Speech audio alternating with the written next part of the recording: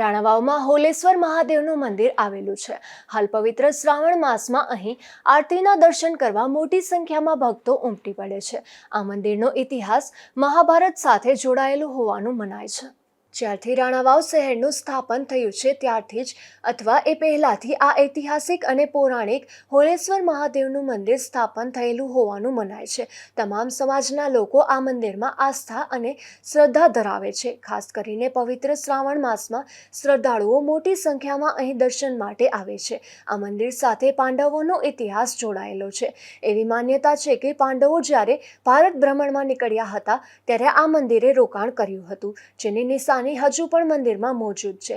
જેમાં મહાબલી ભીમનો ખાંડણીઓ હજુ સુધી આ મંદિરમાં મોજૂદ છે, જે કોઈ પણ આજની મશીનરી પણ હટાવી શકી નથી.